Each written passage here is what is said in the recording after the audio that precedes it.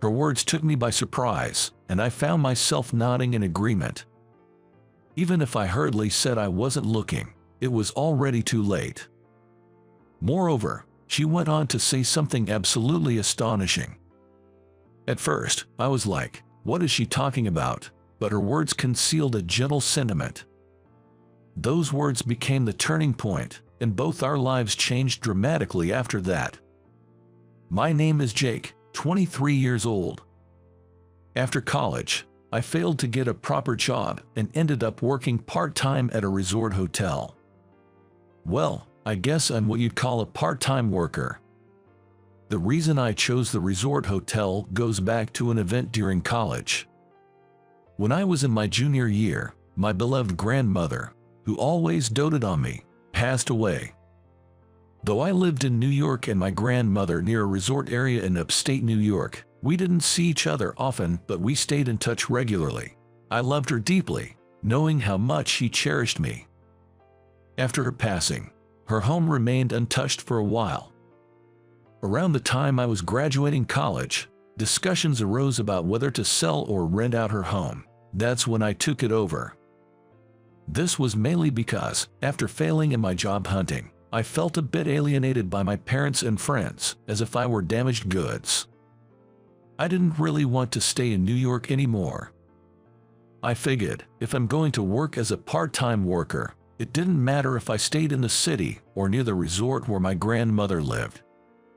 So, I moved to my grandmother's house, almost as if running away from the city. Not far from my grandmother's, within biking distance, there was this big resort hotel, so I decided to work there. One early morning during my shift at the resort, I spotted a woman walking by the poolside before it was open to guests.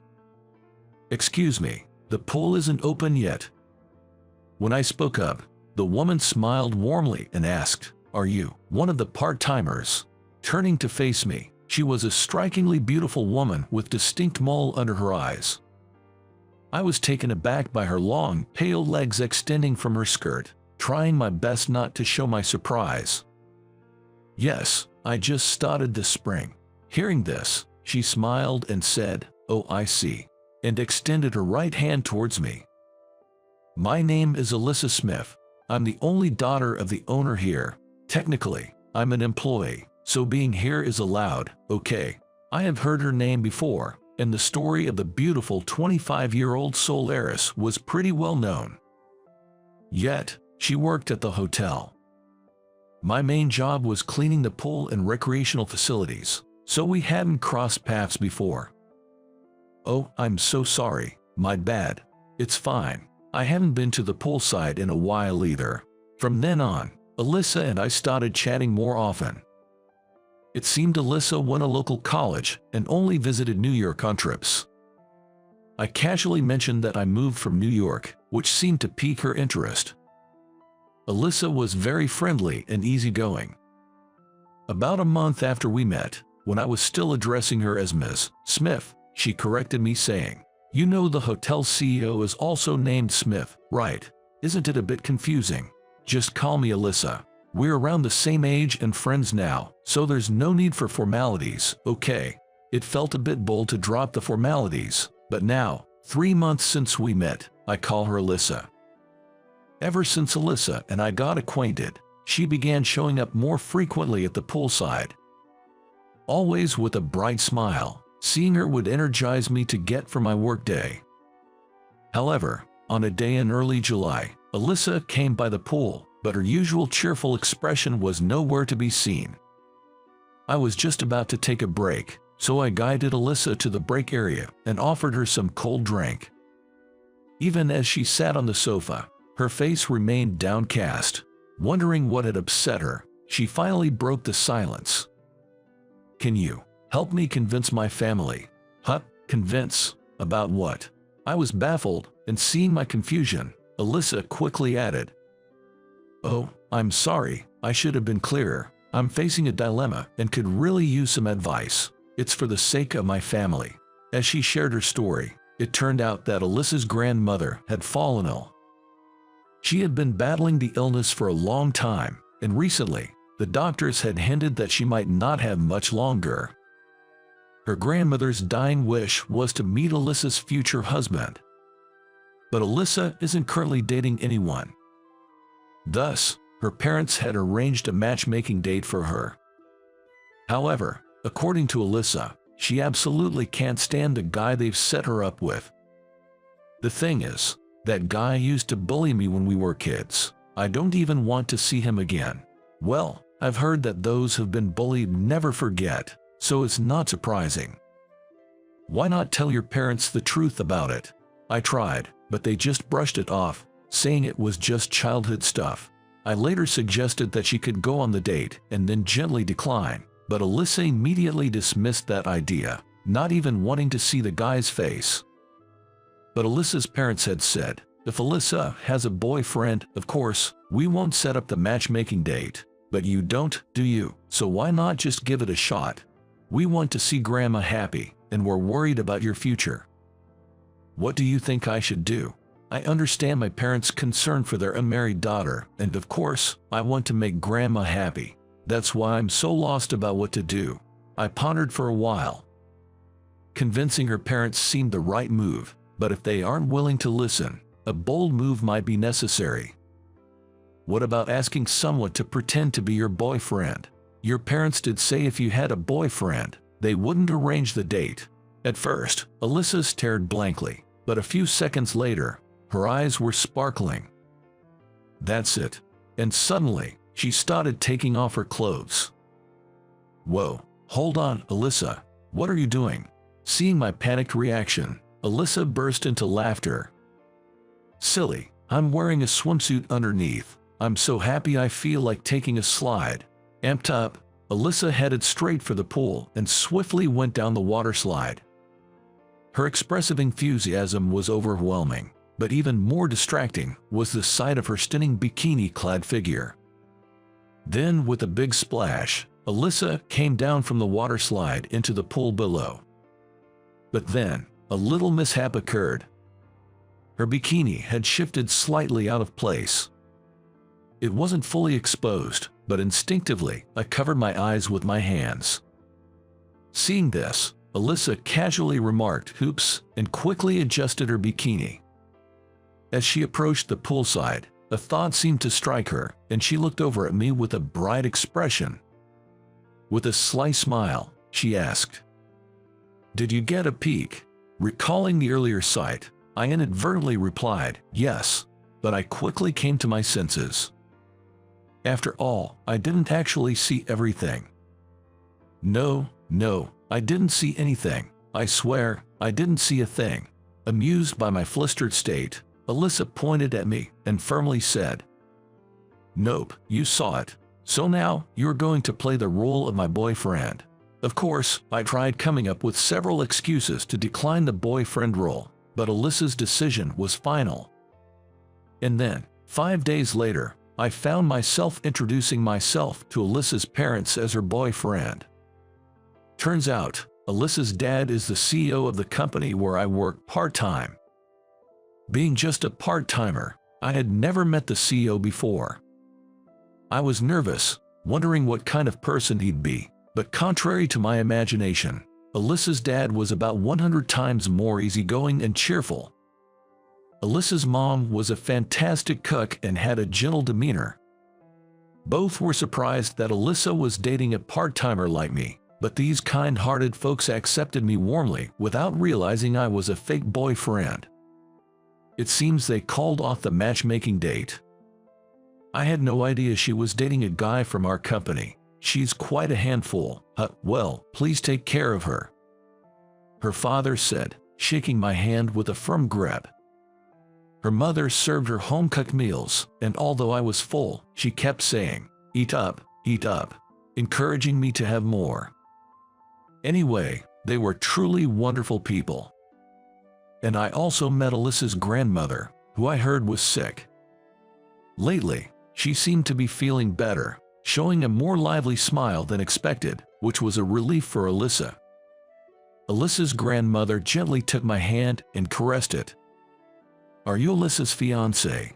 "Well, not exactly a fiancé. Given that I was just pretending to be her boyfriend, I was quite puzzled, but Alyssa came to my rescue. "Grandma, he's not a fiancé, he's my boyfriend." Alyssa's grandmother chuckled and nodded. Right, I forgot. It's great to meet you. Thank you for coming. And your name is?" "It's Jake." Upon hearing my name, her grandmother looked surprised and said, "Oh, are you from around here? I used to live in New York, but now I live in my grandmother's house, which is near a resort hotel." She listened with interest to my story. Could it be the house with the large cherry tree in the garden? I was taken aback by her words. It was true that there was a cherry tree in the garden. Considering it's a small town, maybe she knew my grandmother. I wanted to ask her about it, but before I could, Alyssa and her parents called me over. I didn't think it was a big deal, so I didn't pursue the topic further. After that, I had a pleasant time chatting with Alyssa's family. And just as I was about to leave, Alyssa's grandmother whispered something in my ear. You're not a real boyfriend, are you?" "What?" I was completely taken aback, realizing that our fake boyfriend plan had been exposed. "Haha, I can tell. Is it the wisdom of age or something? The way you and Alyssa interact, it seems a bit off. Did Alyssa ask you to do this for me and her parents?" "Well, yes." I foolishly nodded in agreement, but the grandmother was still smiling warmly at me. "I'm sorry for putting you in such a situation, but Alyssa is a really sweet girl. Please continue to be her friend, and I'm glad I got to meet you too." "Thank you, I'm sorry." It seemed that the grandmother had figured out that Alyssa had set up the fake boyfriend plan out of kindness. She didn't blame either of us. Afterwards, the grandmother told me to keep it a secret from Alyssa that she had figured it out, so I did. Though we managed to avoid the matchmaking meeting successfully, a few days later, during my day off, I received an unexpected call from Alyssa. My grandmother's condition has worsened, and she's been rushed to the hospital. I got a call from home. What should I do? I can't bear the thought if something happens to her. I had never heard Alyssa sound so panicked and on the verge of tears. "Calm down. Where are you now? I'll get a cab and come pick you up. Then we'll go to the hospital together." I couldn't let her go to the hospital alone in such a state, so I hailed a taxi. After picking up Alyssa, we hurried to the hospital where her grandmother had been taken. In the taxi, Alyssa, who seemed to have been holding back, started to break down and shed tears. She was so lively before. "It's not going to be our last goodbye today, is it? I'm scared. What do we do?" Alyssa's hands, resting on her lap, clenched tightly. I placed my hand over Alyssa's, trying to reassure her. "Everything will be all right. Plus, I'm here with you. You're not alone. It'll be okay." Throughout our drive to the hospital, I kept speaking comforting words to Alyssa. Once we arrived at the hospital, we couldn't see the grandmother right away. Throughout the day, the grandmother's condition didn't improve, and our days were filled with anxiety. During that time, I stayed close to Alyssa as much as possible. "Hey, Jake, I'm sorry for keeping you with me all the time. You must be tired, right? I think I can manage on my own now." Alyssa's face betrayed her attempt to be brave, showing her underlying fear. To begin with, I was happy that Alyssa rallied on me when her grandmother was taken to the hospital. If being by her side could ease Alyssa's worries even a little, I wanted to be there for her. "It's okay. I'm concerned about your grandmother and about you. I want to be here." With those words, I stayed by Alyssa's side.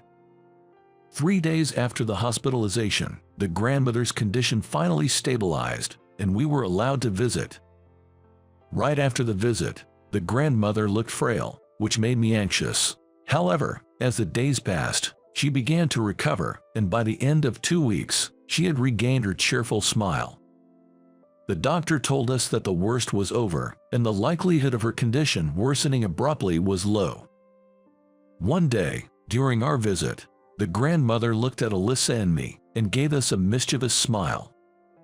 Then she said, "You two, Things are going well, huh? At that, both Alyssa and I blushed. In fact, since Alyssa's grandmother was hospitalized, I realized I wanted to be there for Alyssa, to support and protect her. So after hearing from the doctor that her grandmother's condition had stabilized, I confessed my feelings to Alyssa.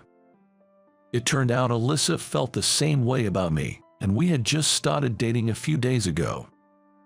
It seems there's no keeping secrets from the old lady. Haha, you two make a lovely pair. Instead of just being a boyfriend, I'd love for you to be my grandson-in-law soon. Besides, if you're Terry's grandson, I'm sure you'd make Alyssa happy. Hearing that, I was taken aback. I remembered the sound of the name Terry.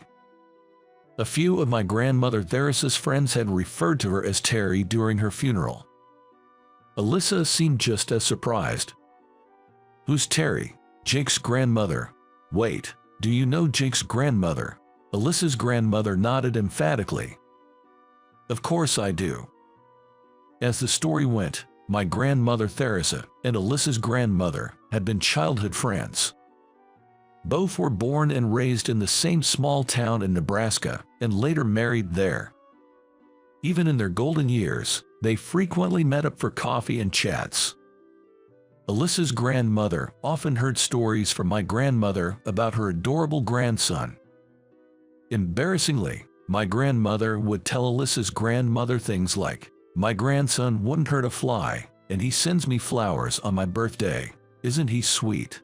Hearing those stories, I remembered my beloved grandmother Theris's gentle smile. Unfortunately, during my grandmother's funeral, Alyssa's grandmother had been unwell. So she had never met me. We used to joke that it would be nice if our grandchildren got married someday. It's like a dream come true for me and Terry. Thanks to you too, she chuckled. We exchanged a glance and shared a laugh. Neither of us had known that our grandmothers were childhood friends, but we both realized that we had been recipients of their love, which warmed our hearts. Some time later, Alyssa's grandmother passed away. It was a sad time, but in her last moments, she wore a contented smile, surrounded by her family. I felt blessed to have been accepted as part of the family to bid her farewell. I then started working full-time at Alyssa's father's resort, having started out as a part-timer.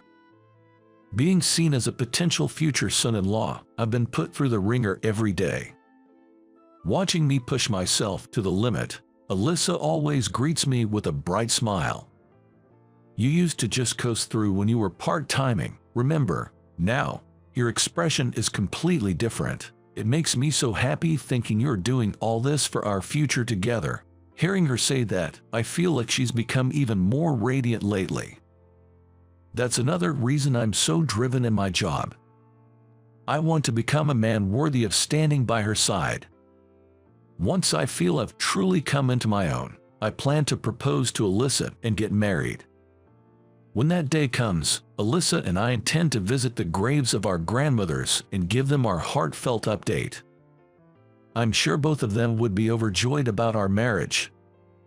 So, how did you find today's story? Your subscription and a thumbs up would be a great encouragement for our content creation. We're looking forward to your comments as well. See you in the next video. It's my first time taking a trip to a hot spring with a man. I feel a bit uneasy, but you need to entertain me. The boss, who usually dumps all the work on me and constantly complains, is now smiling at me. My boss smiles at me, but it feels like a stranger. She is acting like we're meeting for the first time. I'm not used to going on trips to hot spring with a woman, but I'll do my best to make it enjoyable for you. Saying that, my face turned red. Why did I end up coming on this hot spring trip with my boss? There was a particular reason I was unaware of until today. My name is Mike. I'm 24 and work in the kitchen of a major food chain. My dad ran a sushi bar for many years. However, a few years before I was about to graduate from culinary school, my dad collapsed from overworking.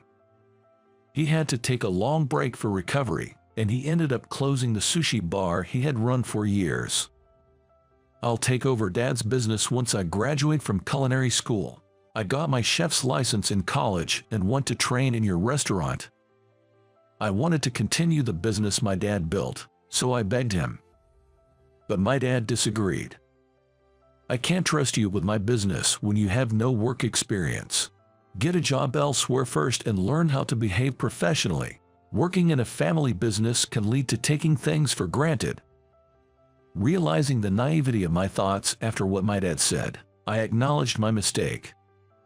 But I had earned my chef's license in culinary school with the goal of becoming a chef like my dad.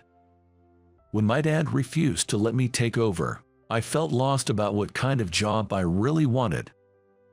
A friend from culinary school told me, "You know the restaurant we always go to? They're hiring and have amazing pay and training programs. They have many locations, and you can choose one close to home." My friend introduced me to the job listing of the major food chain, which is where I currently work. The pay is indeed much better than other job offers, and they even offer training programs abroad. Impressed with the unexpected benefits, I took the interview and was hired. It's been 3 years since I joined as a fresh graduate. I've been working hard to support my parents. However, there was one major problem at work.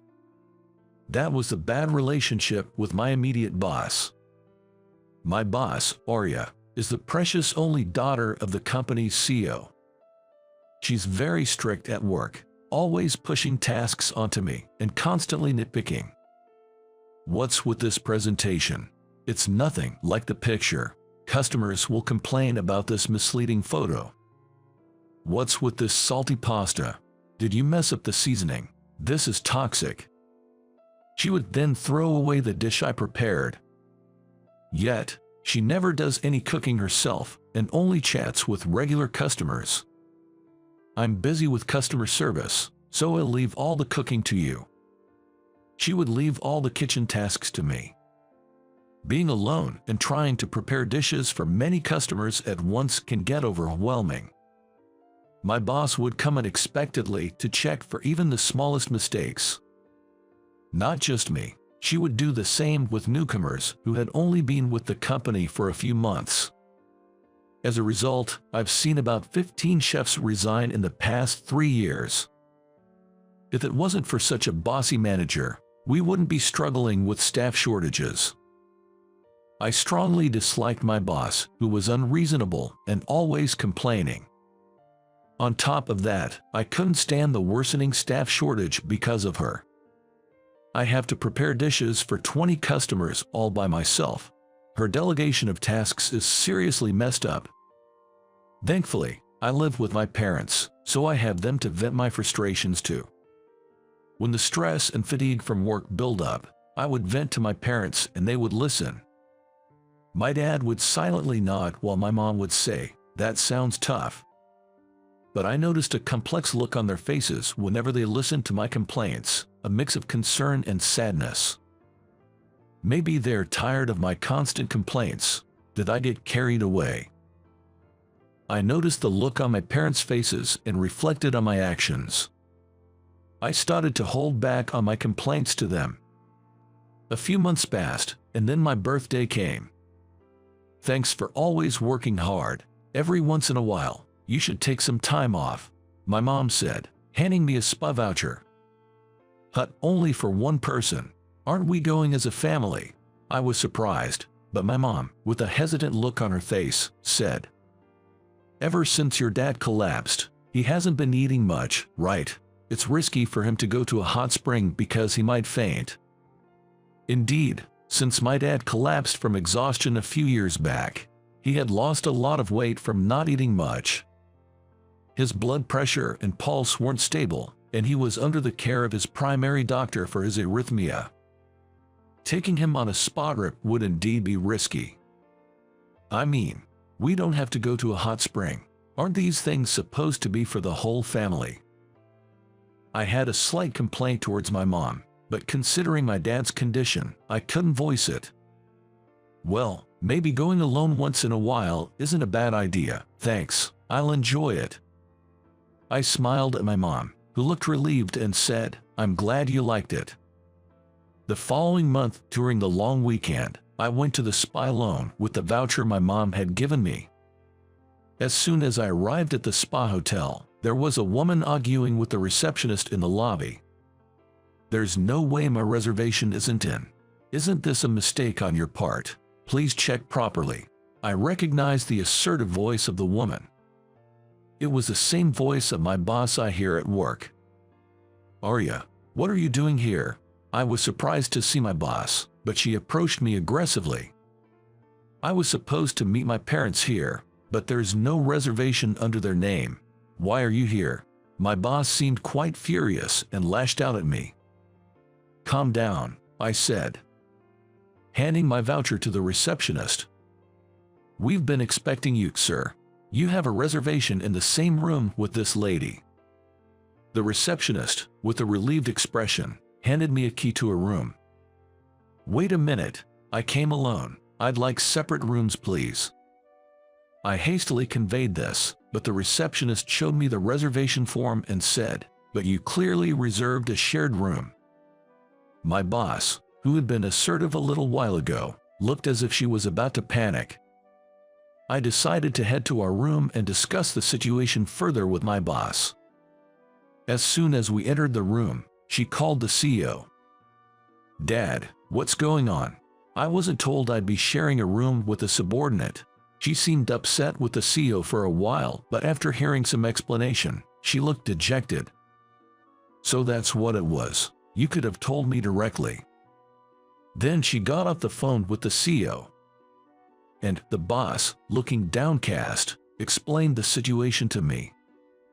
Actually, for a while now, Mike had mentioned that he would invite his childhood friend, a sushi chef, to add sushi and sashimi to our restaurant's special menu. She struggled to find her words.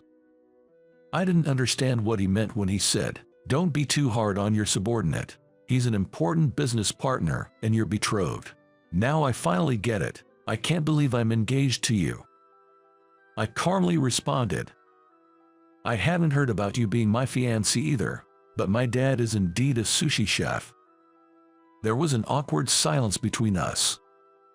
Unable to bear it any longer, I called my dad. "Hello, Dad, what's this about sharing a room with my boss? Please explain." I asked in a voice close to tears, and my dad chuckled and replied, "I knew you two weren't getting along. I couldn't bring myself to tell you she's your fiancé. Is it true about the engagement?" I was taken aback, and my dad proudly explained. "Her dad and I have been friends since childhood. It's hard for me to work alone, so he's helping expand my sushi and sashimi dishes to his restaurant chain." As I was lost for words, he continued with enthusiasm. "Choosing to work at your fiancé's company without me telling you is remarkable. Isn't it destiny? You and Arya were close in preschool. If you two are arguing at work, just reconcile." He hung up after leaving me with those words. I tried to recall the distant past, feeling bewildered. Come to think of it, I think I had a girlfriend back in preschool. Our parents were close friends from way back. Did they promise to set us up as childhood sweethearts? I can hardly remember, as I was so young. Then, why haven't we met since preschool? I was asked this by my boss, and it made me reminisce about the past. That's right. Around the time I started elementary school, my dad's restaurant started struggling. He had to take on some debt for a while. Then, my boss suddenly looked up, surprised. I remember that my dad's restaurant also faced troubles when I was in elementary school. Him copying another store's menu became a big problem. We both looked at each other and burst out laughing. So we both got busy helping our family businesses and just grew up without seeing each other. My dad, even being a businessman, has always been a bit clumsy with things like that. He could have just told me what was going on. We both laughed at how our parents handled things. It's my first time on a hot springs trip with a man. I'm a bit nervous. Will you make it enjoyable for me? Usually, she dumps all the work on me and complains, but now my boss was smiling at me. She looked like a complete stranger, not the boss I knew. Blushing and fidgeting, looking incredibly adorable. I'm not used to going on trips to a hot spring with a lady, but I'll do my best to make it enjoyable. We decided to make the most of our unexpected hot springs trip. Seeing her private, cute, and clingy side made me nervous. And I was taken aback by her appearance in her robe. I couldn't tell just from working with her, but she had a slim figure with large breasts. She looked incredibly beautiful.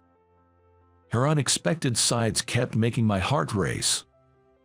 Returning home from the trip, our fathers were arguing. It can't be helped. The kids just don't get along. I waited 3 years for my son to get used to his job, but they just aren't getting close. You should have explained the situation before sending them on a trip. What if that made their relationship worse? You sent your daughter to, without explaining, right? It's the same. Seeing me, my dad said, "How was it? Did you enjoy the hot springs?" "Sorry, Mike, for sending you without any explanation." Ara's dad was like, "I'll make sure to tell my daughter properly, so it's okay to let the two of them go to a spa, you know." My dad looked at the CEO, who awkwardly said, "I wanted to tell my daughter about the arranged marriage, but couldn't bring myself to do it when she was right there." In the end, neither father could explain to us, and the day of the hot springs trip just arrived. "Mike, I'm sorry. I knew you two didn't get along, but I wanted our families to be close again. Plus, I wanted our businesses to prosper by joining forces." Being apologized to by the CEO made me feel uneasy. "It's fine. It was unexpected, but I had a good time." As I said that, my boss stepped forward. "You guys have such a clumsy way of communicating. Important things should be explained to the person directly involved, right? I'm sorry for being so awkward." The CEO bowed his head, and my boss blushed and said, "Well, it's okay. The setup was messy, but it was nice to have a heart-to-heart conversation with my subordinate. So, usually when you dump work on me and nag, it's just because you care about me, right? They say we tend to tease the ones we like." Before I could finish, she covered my mouth and said, "Idiot. I told you to keep what we talked about in the hot springs a secret." Seeing us, our fathers felt relieved. Who would have thought my fiancé would be in the company I joined? How would college me react if he knew about this through time travel? But the biggest surprise was finding out that my boss, whom I thought disliked me, actually had feelings for me. "If we hadn't gone on that hot springs trip, I might have never understood your feelings," I said, and she replied with a teasing smile. "And I might have never confessed my feelings to you." We laughed, now dating as a couple. She's still strict at work, sometimes unreasonable, and dumps a lot of work on me. But if all that is out of love, I feel like I can handle anything. "I wonder if after we get married, will you still be strict about the cooking?" I muttered, and she replied with a stern face, "Did you say something? We're at work now, you know." "Yes, ma'am. I'm sorry." I responded with enthusiasm, and am hard at work today as well. Even during work, I daydream about marrying her and can't help but grin to myself, but that's a secret from her. Well, she might actually have a hunch that I'm thinking of proposing. So, what did you think? Subscribing to the channel would really boost my motivation. See you in the next video. My name's Tom. Recently, I got married to someone very special to me. But it wasn't a smooth journey to get to this point. I'm planning to share the story of my wife and me in chronological order. My wife and I were both hired at the same company. Both are the same age, having both joined the company as college graduates. My wife's name is Margaret. Back then, we were just colleagues, and I used to casually call her Margaret. After our orientation, we ended up in the same department. We were both in sales, encouraging each other to do our best, grinding day in and day out. At the time, I had a girlfriend. We were getting along pretty well, I'd say. Then, in late April, I got a call from my buddy Joe. Joe is an old high school buddy of mine. We went to different college but would occasionally hang out, just the guys. I got a call from Joe saying, "I got some couple tickets for an amusement park. Want to bring our girlfriends?" I'd never been on a double date before, so it was a bit awkward, but it seemed like it could make a good memory. My girlfriend was also up for it, so we decided to go. On the day of our double date during the long weekend, we met up at the location. I got out of my car and shouted, "Hey, Joe." Joe raised his hand. "Hey, long time no see." We both knew that we had girlfriends, but we'd never actually met them or even heard their names before. Feeling a bit jittery, we introduced our girls. "This is Margaret. Nice to meet ya." The moment I saw the face of the girl stepping out of Joe's car, I said, "What, Margaret? Tom, is that you?" We both looked at each other and couldn't help but laugh. Turns out, my buddy Joe's girlfriend was none other than my co-worker Margaret. "No way. I knew you were in sales, but Tom and Margaret, you're at the same company." Joe was equally shocked and raised his voice. It was such a coincidence, all we could do was laugh. Riding that wave of laughter, we all acted like kids running around an amusement park. Then at lunchtime, they said they had something to tell me. Joe and Margaret were planning to get married in June. The wedding date was still up in the air, but they said once they'd saved up some cash, they'd like to have a wedding. So, come a lucky day in June, Joe and Margaret tied the knot. Margaret kept her last name. I hear that ever since they got married, Margaret's been making Joe's lunch every day. I was privy to all these lovey-dovey stories. But as for me, I got dumped by my girlfriend that fall. Ever since she heard Joe and Margaret were getting married, she'd been mulling over our future. I'd been thinking about it too, but what she said hit me hard. "I can't see a future with you." I asked if I'd done something wrong, but her response was vague, something like, "It just doesn't feel right." Let the past be the past, I thought, but it was a tough pill to swallow. Joe and Margaret were the ones who consoled and encouraged me. Despite being newlyweds, they'd invite me over and lift my spirits with some drinks. Best friends and co-workers, including myself. The three of us started hanging out more once Joe and Margaret got married. I thought this enjoyable dynamic would last forever. Then a new year rolled around, and spring came along. It was the spring marking our second year at the company. One Monday, when work hours had already started, Margaret was nowhere to be found. "Is she unusually off work today?" Just as I was about to ask my boss that, my phone rang. It was an old high school buddy. "Sorry to bother you at work, but I just got a call from a friend." Without any pleasantries, he sounded rushed. But the next words from him left me in shock. Joe had an accident. It was a call to tell me that Joe had passed away this morning." "What, Joe? You're kidding me. What do you mean he's gone?" I was rattled. I couldn't believe what I was hearing. "The accident happened last night. Joe was in the passenger seat of a friend's car, and an oncoming car, apparently a dozing driver, ran into the car Joe was in. He was rushed into emergency surgery but passed away in the early hours. I attended Joe's funeral." "Joe, why did it have to be you?"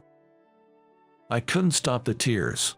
The harsh reality was too much to take. Margaret held it together at first but broke down crying during the service. I couldn't bear to look at her like that, so I covered my face with a handkerchief, trying to stifle my sobs. Afterwards, Margaret took a month off work. By the time she came back, she had lost a lot of weight. When she returned, she came to my desk. "Tom, thanks for all the emails. Sorry for worrying you." Margaret smiled, but I could tell she was still forcing it. "Even I can't believe that Joe's gone. That's why I've been so worried about Margaret." During her time off, I have been sending her emails at night. Are you eating properly? Getting good sleep in your bed? That's all I could really ask in my emails. But Margaret told me she appreciated those messages. Being alone at night was tough for her. When she got home, the loneliness hit her hard, and she couldn't get anything down. When she got an email from me, it made her think that she had to at least try to live a normal life. Even if it was just one sandwich, she managed to eat it. Seeing Margaret like that, I couldn't bring myself to say, "I hope you get better soon." All I could do to make her feel even a little bit better was to invite her out for dinner after work.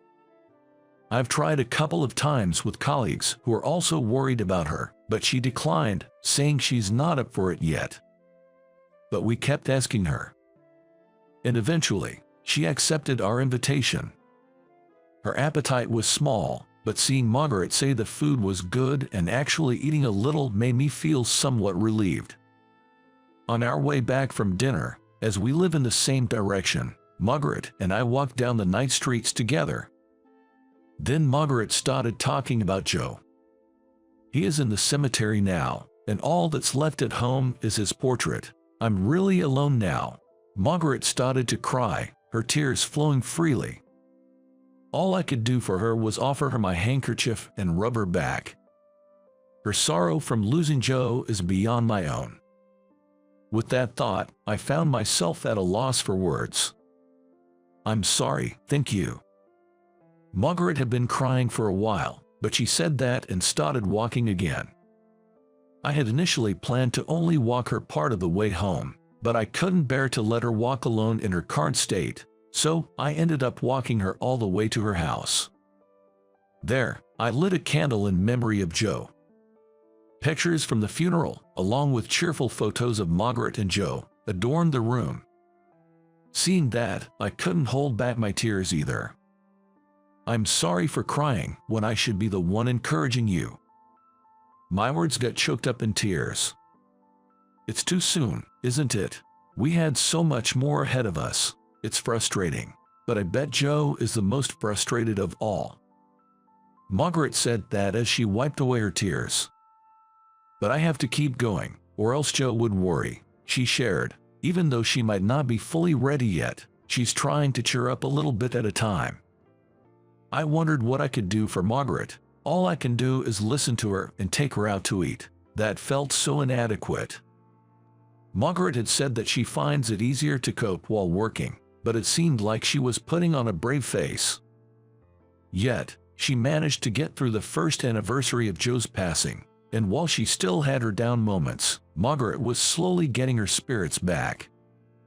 During this time, the support from everyone remained unchanged. A few of us from work kept inviting her out to dinner after work. I continued to walk Margaret back to her house. On days when we got home early, I would light a candle in memory of Joe. One day while I was walking Margaret back to her house, she asked, "Why do you always walk me home? I don't want you to be in danger if something happens on the way home, right? There are dark streets. Besides, if something happened to Margaret, Joe would be furious. I don't care if it's none of my business, but I have to protect you, whom Joe cherished so much. Otherwise, he's going to get mad at me in my dreams about what I'm doing." I say all this with a bit of a chuckle to lighten the mood. Margaret said thanks and she laughed along. Time passed, and we reached the third anniversary of Joe's passing. Both Margaret and I were more involved in our work than ever. On exhausting days, we continued to unwind by going out to dinner with some coworkers. Then one day, as I was walking Margaret home again, she said she had a small favor to ask. "You see, the light bulbs in my foyer and dressing room have gone out. I tried standing on a step stool, but I just can't reach. Could you help?" To Margaret, who seemed a bit embarrassed to ask, I cheerfully replied, "Sure thing, no big deal. Don't sweat the small stuff," I added, and Margaret smiled as if she were really pleased. Once inside her house, I replaced the light bulbs for her. "Thanks so much. It's surprising how much you need a tall person sometimes," she said. I joked, "Well, Good thing I could reach the ceiling, otherwise that would have been embarrassing. Huh? Margaret laughed and said, "Funny thing is, when Joe changed a light bulb in another room, he was barely reaching it, trembling all the while." I laughed back. "Ha, well, I'm way taller than him. Yeah, this ceiling would be a stretch for Joe."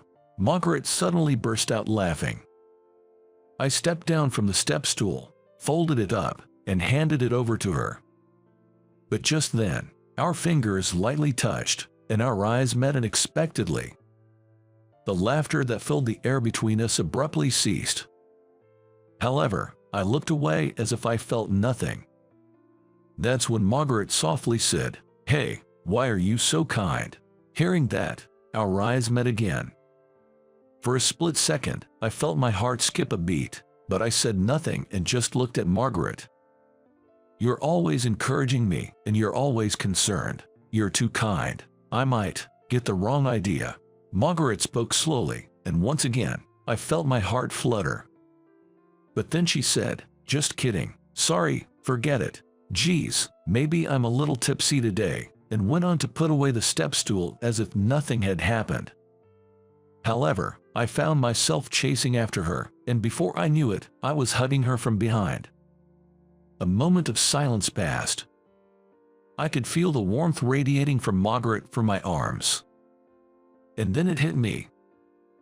The feeling that I wanted to protect Margaret was there, and it wasn't just as a co-worker or as a friend's wife. I was falling for Margaret. But the moment I realized this, my buddy Joe's face flashed through my mind. So I loosened my arms that were wrapped around her. "Sorry, I may be a little tipsy too." I apologized to Margaret. Margaret shook her head, saying no, and turned towards me. A tear was visible in her eye. I lifted my gaze slightly, and it landed on Joe's framed photo. Without a word, I walked up to the photo and lit a candle. In my heart, I whispered, "Sorry, Joe," unable to say anything else. Then I told Margaret, "See you at work tomorrow," and left her house. The next day at the office, Margaret and I acted as if nothing had happened. But from that day on, every time our eyes met, it felt as if we were swallowing something. I suspected Margaret felt the same way. These days continued for a while. And then one day, while I was walking Margaret home after having dinner with coworkers, an unusual silence filled the air. The words we'd been holding back since that moment had been gradually growing stronger. I stopped walking. Margaret noticed and stopped too. Then, I finally told Margaret how I felt. "Is it so bad if it's me? I want to be by your side, in any way possible." That was my true, sincere feeling. Margaret looked at me and after a moment of silence, nodded, yes. She had accepted my feelings. But it wasn't the end.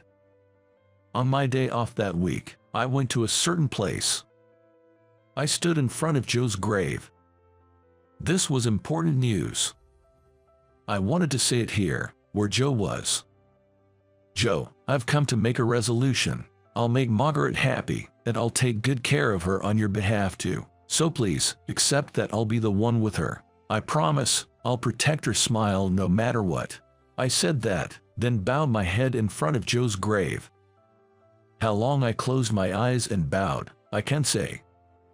Suddenly, I felt a gentle, warm breeze blow by.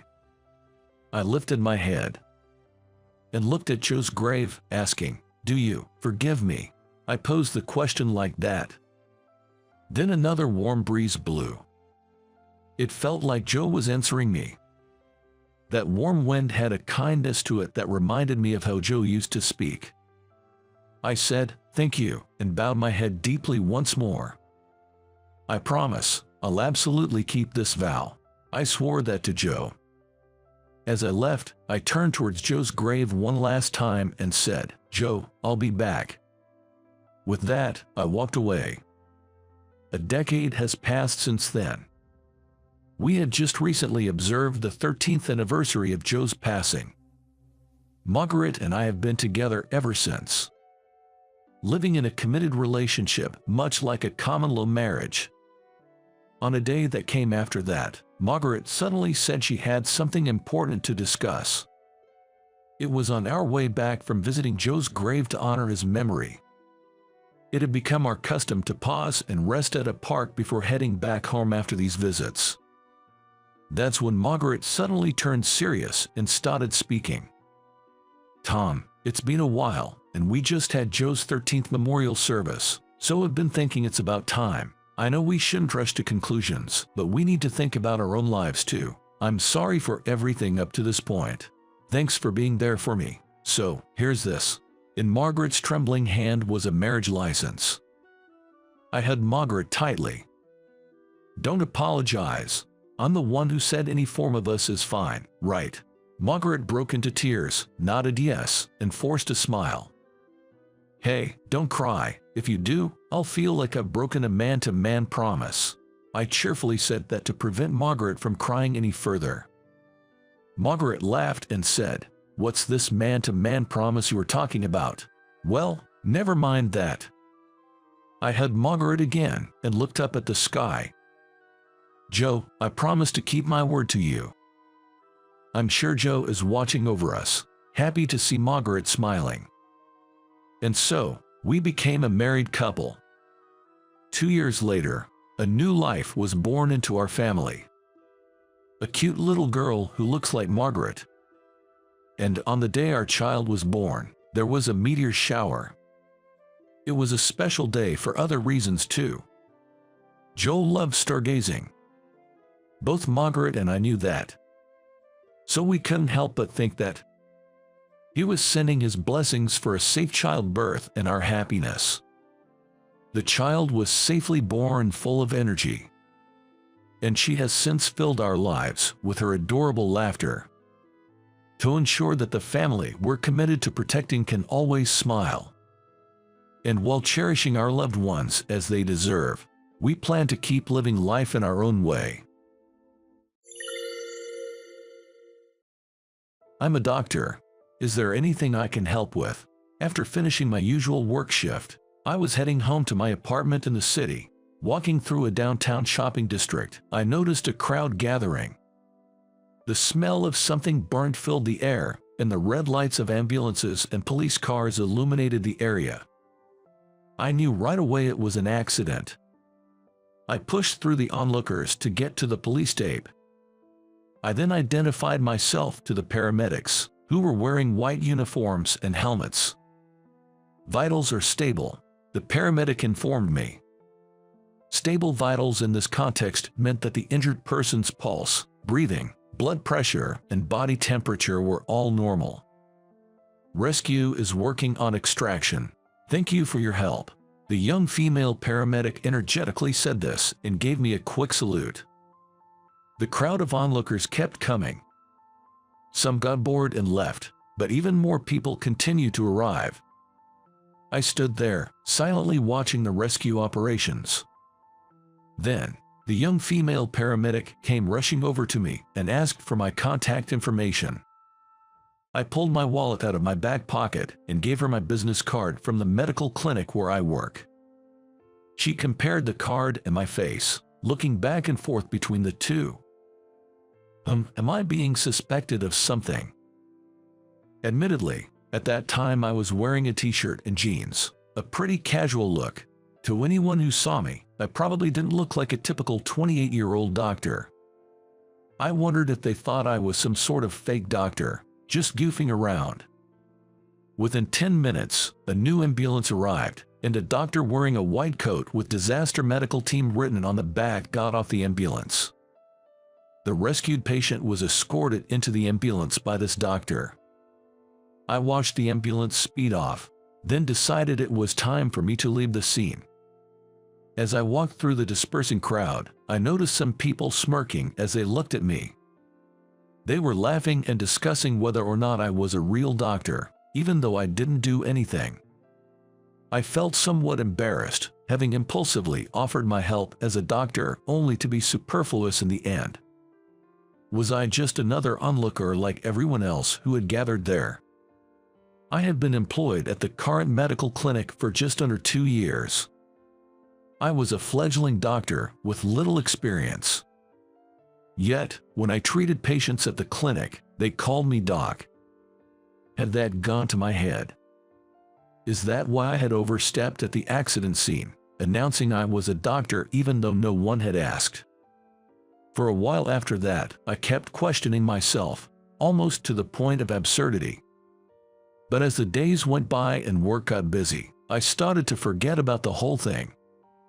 It was around that time, during my work hours, when the receptionist at the clinic forwarded an external call to me. "Yes, this is David." To my surprise, the call was from the female paramedic who I'd given my business card to at the accident scene. "Thank you, Dr. Jones, for your advice." "No problem. I hope I wasn't in the way." She went on to say that, as paramedics, they aren't doctors and can only perform limited medical procedures.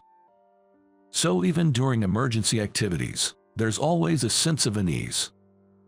That's why, just having a doctor like you at the scene made us more at ease to do our jobs. Her words left me feeling a mixture of happiness and embarrassment, and I was somewhat at a loss. "I apologize for the late thank you. You were really a great help at that time. Thank you." With that, the call ended. Well, it's just polite talk, I guess. While I appreciated her thanks, I took her kind words lightly. Some weeks later, I was on the high-speed train to go to the general hospital where I was going to do my internship. While relaxing and reading a comic book I'd bought at the station's kiosk, an announcement came over the intercom. "Is there a doctor in here?" It was a medical emergency call. I looked up from my comic book. I looked around the train car, taking in the faces of the passengers. No one else stood up. At least in this car, there wasn't another doctor besides me. A sense of urgency ran through me. I gotta get moving. But at the same time, doubts flooded my mind. Could I actually handle this situation? Just then, the conductor hurriedly passed by in the aisle. No time for dilly-dallying. I steeled myself, preparing to stand up. But my legs felt weak and I couldn't rise. That's when it happened. "Thank you so much for your help back then." I remembered the voice of the paramedic who had called me after the accident. I had identified myself as a doctor, but couldn't actually do anything at the scene. Didn't I become a doctor to save lives? I gave myself a mental kick in the pants and finally stood up. I rushed after the conductor, moving through 2 or 3 cars. Once I caught up, I tapped him on the back. "Excuse me." The conductor turned towards me and asked what I needed. "I'm a doctor," I said. Hearing that, he respectfully stepped aside to show me a seat up ahead. There was a man in his 50s, stethoscope in hand, reassuring a patient. While I had hesitated, another doctor had answered the call. I felt relieved, but also ashamed of myself. I turned to head back to my seat, and as I stepped onto the deck, I felt a tap on my shoulder. What a crazy coincidence, Dr. Jones. The person who spoke was a young woman. I didn't know anyone around here, and she wasn't a patient I'd treated in my clinic either. I couldn't immediately place who she was. Dressed in a feminine dress, her hair flowing and glossy, her makeup natural but not overly done, and her skin clear and radiant, she caught my eye. May I ask who you are?" With that, the young woman stood at attention, brought her hand up to the side of her head, and saluted. "Ah, you're the paramedic from that time." Once I finally recognized her, she dropped her salute and beamed a radiant smile. While we were talking on the deck, the conductor from before passed by. She asked the conductor if she could move to the seat next to mine. Fortunately, the seat next to me was empty, and the conductor agreed. So, that's how we ended up sitting next to each other for the remainder of the trip. "Nice to meet you again. My name is Lori." "I'm David." I was reminded of college parties from my younger days. She was on vacation, heading back to her parents' home. She was 26, 2 years younger than me. She became a firefighter 7 years ago and had earned her paramedic license less than a year ago.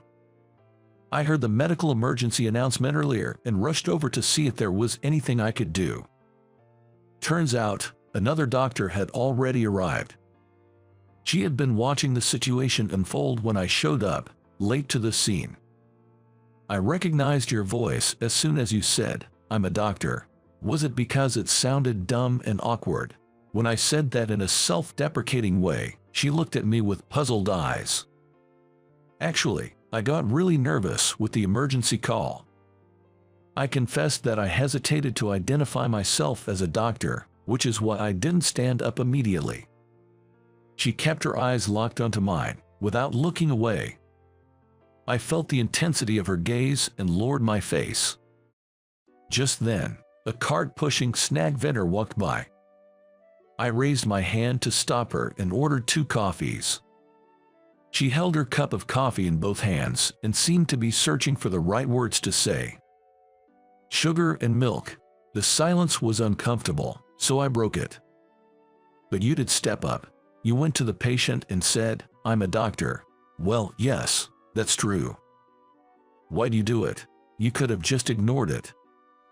Her question made me think. I realized I could have ignored it. I did hesitate when I heard the emergency call, wondering if I should identify myself. But if I had decided to ignore it from the beginning, I wouldn't have had any doubts. Ultimately, it's my job as a doctor to save lives. That's why I became a doctor in the first place. When I said that, she nodded deeply without breaking her gaze ahead. Then she slowly turned to me, looking me straight in the eyes. Is something up? I felt flustered by the intensity of her gaze. That's wonderful. I had almost forgotten why I got into this line of work myself. My mind was in a whirl, but being called wonderful made me feel slightly embarrassed. Actually, it was the phone call you gave me that time that made me speak up. Thank you for that call. That call had given me the push I needed to identify myself as a doctor. Really, truly. Our faces naturally moved closer, locking eyes. I thought it was just a courtesy call when I received it. That wasn't the case, she said, looking slightly annoyed. But even during that accident, just like today, I wasn't much help. No, that's not true. Just having you there made a huge difference. I felt saved. Although she's a paramedic, her medical practice is limited compared to a doctor's. When things get out of hand, they have no choice but to rely on a physician. So, she said, just having a doctor like me at the scene provided enough reassurance to perform life-saving procedures. Is that how it is? That's exactly how it is. She then shared that she's going back home to discuss her future with her parents, who have been skeptical about her career in emergency services. However, her parents do acknowledge that being a paramedic is a meaningful and respectable job. But why do they insist that I shouldn't be doing this job? She asked. The work involves 24-hour shifts and is never easy. It's physically demanding and can sometimes be risky. Also, women only make up a small percentage of firefighters, including paramedics. It's still very much a man's world. It is probably a parent's desire to have her daughter have an easier job out of love for her. I can understand why your parents would be against it. Being a paramedic is tough. You think so too, doctor? She turned away as if pouting. I found her reaction irresistibly cute. An announcement over the intercom said that we were approaching the final stop. We both took down our bags from the overhead bin and started preparing to get off the train. Then, something crossed my mind. So, I decided to ask her. Did I give you my business card at the accident site? She nodded, yes. I asked her why she kept comparing my face to the business card back then. Did you think I was some kind of fake doctor?" Then she waved her hand sideways in front of me, saying no. It turned out that she lived very close to my clinic and had walked past it nearly every day. She was surprised to see that I was the doctor who worked there. After that, we both got off the train and walked together to the ticket gates. "Doctor, thanks for spending time with me today." "Not at all. What are you talking about?" As I looked puzzled, she continued. She had been wrestling with how to convince her parents to accept her choice of becoming a paramedic. Talking to me during that train ride on the Amtrak helped her clarify her thoughts. "I'll tell them. I don't want to leave emergency work to someone else. It's not about why should I do it, it's I can do it because it's me. That's what I'm going to say." With that, she gave me a warm smile and strode away with confidence. Weeks passed since that day. We hadn't met or even communicated with her since then. But then, during my lunch break that day, I decided to check out a new restaurant across the station from my clinic that the staff had been raving about. Walking back, lost in thoughts about the afternoon schedule, I saw a woman in a tracksuit standing in front of a vending machine. I figured she was probably just indecisive about what to buy and walked on by. But then, Dr. Jones, it was her who had called out. She was radiant, even in her jogging outfit, just as she was when I saw her on the train. "Wow, it's you, Lori. What a surprise." She was off that day and had been out jogging. She said she'd been thirsty and was looking to grab something from the vending machine, but all they had were sugary drinks, so she was undecided. As I headed back to my clinic, she decided to tag along. She gave up on the vending machine and picked up some seltzer water from a convenience store on the way. "Speaking of which, did your parents give their approval?" Taking a sip of her freshly bought seltzer water, she answered. "Yeah, I managed to convince them." I felt proud of her for saying that with such confidence. "What do you think about female paramedics, Doc?" Caught off guard by her sudden question, I hesitated to answer. "Well, it's a meaningful and respectable job, regardless of gender." As I was saying this, she interrupted me. "I'm not talking about in general, I mean, what do you think about someone like me, a female paramedic?" "Well, being female doesn't really change anything." She took my hand, which was visibly confused. And she said, "You know, this is the third time we've randomly run into each other. Maybe it's not so random after all." From then on, we started to meet up whenever we could find a spare moment in our busy schedules. On a rare evening when both of us were off. "How about one more glass of wine?" I asked her at a restaurant across from the station. "Sounds good. One more glass. We're a doctor and a paramedic, but it's not a crime to let loose once in a while, right?" She said that, but before ordering another glass of wine, she started to feel tipsy and seemed like she was about to become unsteady. "This isn't good." I raised my hand to signal the waiter to hold off on further orders. Then she snapped back to reality and asked, "What about the wine, Doc?" "Doctor's orders. No more for tonight. You're already sleepy, aren't you?" She gave a slight nod and looked up at me. Her eyes slightly unfocused due to both sleepiness and wine. I found her incredibly endearing. After leaving the restaurant, we took a long walk to sober up. Suddenly, we heard a loud crashing sound coming from down the road.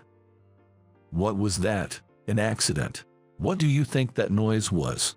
Both of us switched into emergency mode in an instant. Most of the alcohol had already worn off, and anyway, we could clearly state that we had been drinking if necessary. When you can't be of use, then you can't be of use.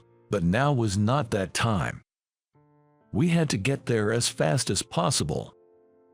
We looked at each other, nodded, tightly held hands, and dashed toward the source of the noise. "I'm a doctor. I'm a paramedic. So, how did you find today's story?" Hitting the like and subscribe buttons really encourages us to keep creating. We're also looking forward to hearing your comments. See you in the next video.